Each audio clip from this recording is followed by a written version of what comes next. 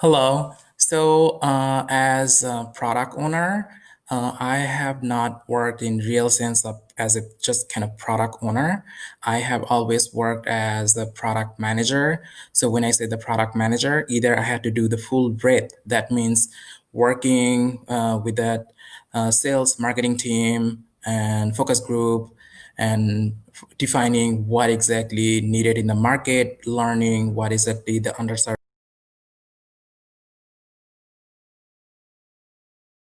Um, to me, product management is something you constantly learn, like what exactly. So one is the problem space, and another one is like solution space.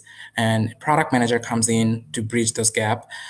So one is kind of learning, constantly learning what exactly the market is. This product is being the first mover, or there's an underserved need, and how exactly constantly we have to do the product market fit by building the product value proposition. And the other hand, the constantly building that value proposition which turns into product features and incremental and iterative manner bringing to that market, so that we constantly learn and to get the feedback and constantly improve our product. And another way to measure product management successful would be if that the scope we have defined for to go in the market, it's being handled on time and per budget, and customer experience improvement, that satisfaction. That is all I can say. Product management.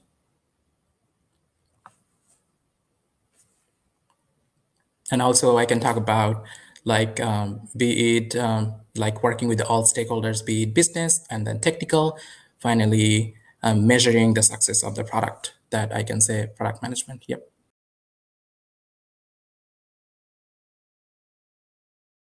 Three critical things. Yeah.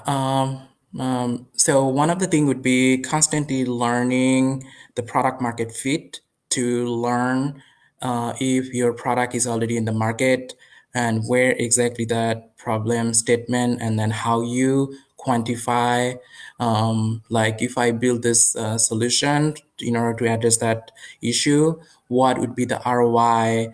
That is one. And second thing is like more from implementation perspective, how you can, what's the feasible to build that solution. And the third piece would be how effectively and efficiently we can build and measure that product, like measuring this KPI. That's something I can say. Those are the three major thing as a product manager.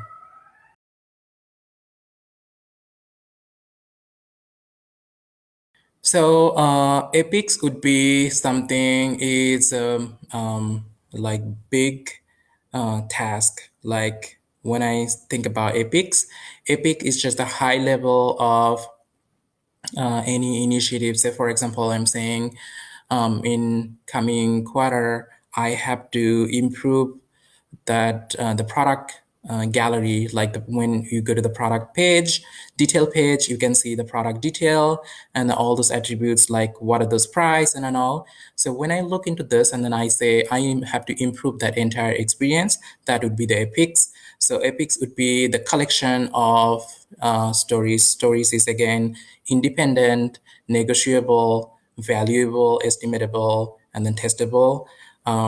So the stories would be collection which can be handled in one or multiple sprints. And epics usually take like it might take 1 quarter. So that means kind of like several stories would be making one epic, and epic would take a lot of time, usually a lot of sprints to finish that.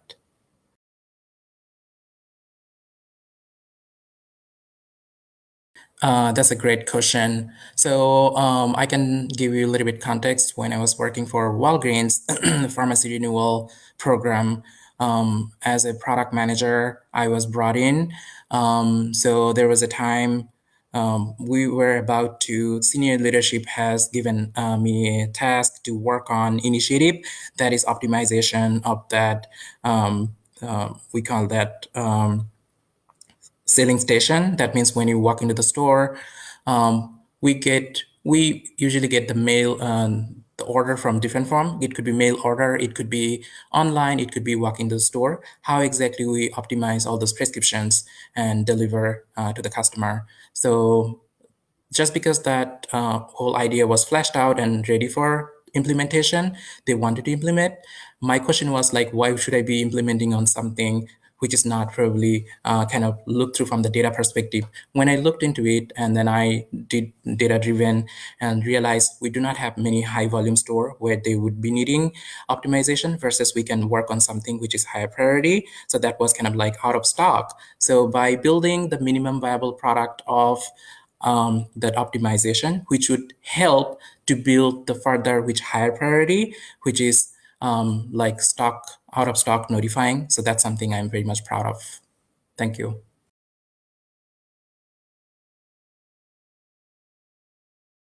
So OKR, it's objectives and key results. So objectives and key results are a way for a company to constantly monitor company and team's progression.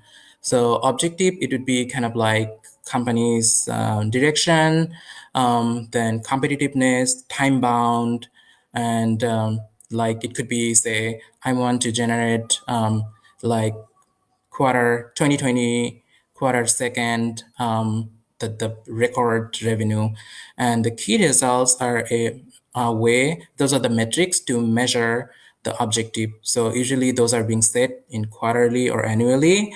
So key result could be like in quarter one, I want to achieve 100K sales, or it could be I want to engage more traffic, that could be 10% increment of the traffic, or I want to reduce 15% exit rate in my homepage, or as a whole e-commerce experience, I want to increase, say, 10% conversion, more customer. So, yep, key results are being reviewed. It should be quantifiable and achievable, and objectives are more companies target oriented.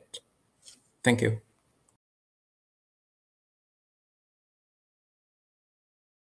A relationship with the product management and engineering, which is very much hand in hand.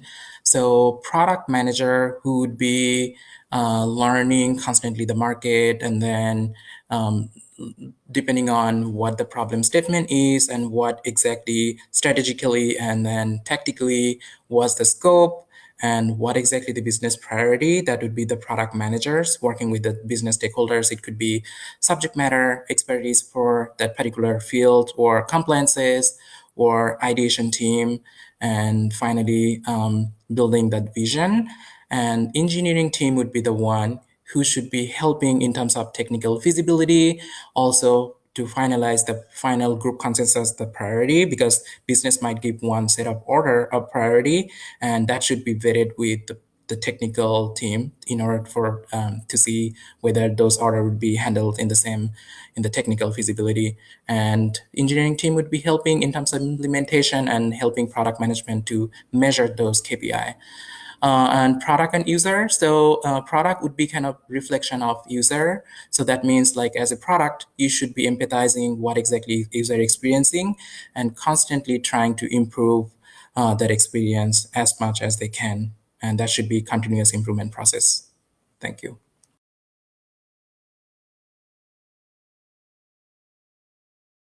So before any product gets like I can talk about product feature. So a product is definitely a collection of product features. So when I have those product being prioritized, I have in my mind, if I work on this product or improvement, so that much ROI lift is going to be there. So that is there. And then also what we do, couple of we test, we do kind of like A/B testing and all. So first is we understand the product, and then ideate, build the prototype, and then we do the user testing just to get that result. And then also we do A/B testing just to get idea which version would work and how exactly it's going to work. And we set those KPI, those mean the measurable, the key results. I'm saying it could be more engagement, it could be more conversion. So once we set those, and then after implementation, we keep watching through the data analytics. We should be measuring and to see where if it is matching our that the target we have set. And also in general, to define the product is successful, like I said before, if it is the scope being handled or delivered within the time and cost. This is how I would know if the product is successful and providing high values. Thank you.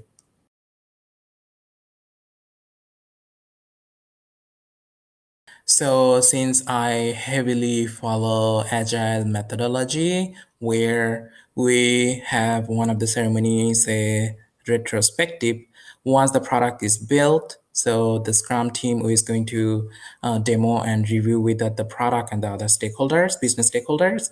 So this is the time I should be measuring whether the what exactly was promised at the beginning and that is not being met. So one of the process is kind of like to, in this retrospective, to learn the root cause, the why. So I usually ask five whys, like why didn't happen, and then we will get to the bottom of this.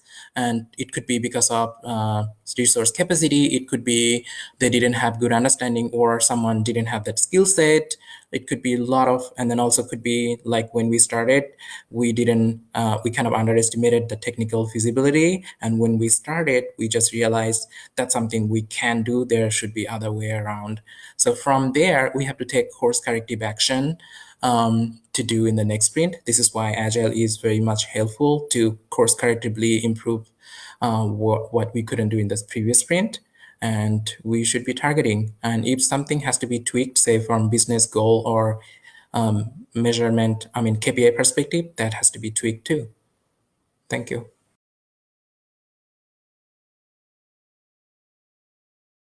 So yes, most of my experience, like yeah, all of my 14 years of experience, I have SaaS experience. That means kind of like software as solution. So yeah, speaking of product management, I have more than 7 years of experience, B2B, B2C, and then also various industry, retail and e-commerce predominantly, and then also fintech and then technology. So I have end-to-end experience working as a product manager, working with that business stakeholders, and then working with the technical stakeholders as well. So one would be working with that SME or marketing and sales people to learn about the what exactly the problem statement and discover more about it, and then working with that say research and design team, how we can ideate, and from there we can build different concepts that are going for the prototypes, and then how we run those prototype testing, and from there how we finalize our design, and that can be implemented with the help of technical team um, in order to implement those. So yep, I have totally all my experiences as a product management capacity for technology solution. Thank you.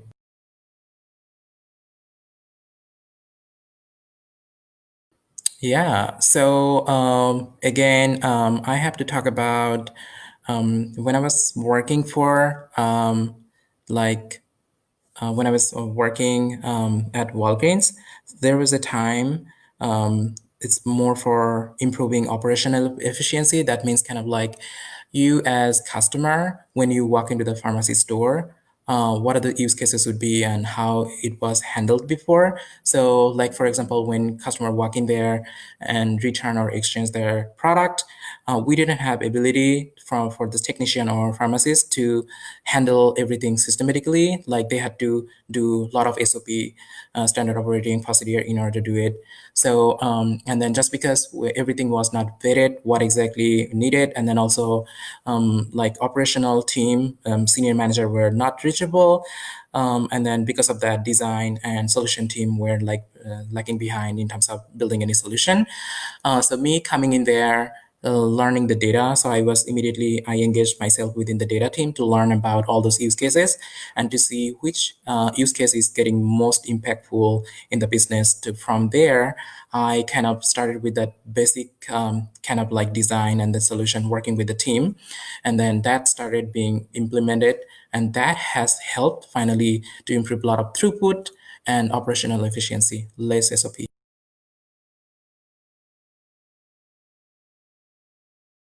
Oh, so speaking of discovery, I take that as kind of like a way to I always say that incremental and iterative manner to reduce that uncertainty about the product's feature we are going to build, that is going to help the customer. So in order to do that, there are two parts. One would be learning the problem space, and then another is the solution. So going back to that problem space, what I do, I try to understand. When I say understand, I would be doing competitive analysis. I would be interviewing, say, some customer. I would be working with a focus group or SME to learn, and then also lot of quantitative and qualitative data collection just to learn what's the impact of this that is there. And from there, I would know what exactly that I have to define. So I understand and defining that problem statement. And that second space would be ideate, like talking through, working with the team to ideate and then say building several prototypes and then finally running those for say A/B testing to see which one is working. And I have to say, like everything has to be time bound. Usually I keep that, say, in my industry, 6 weeks. This is how I have way to have this course corrective, whatever I get, and then that feedback would be implemented. So that's part of my.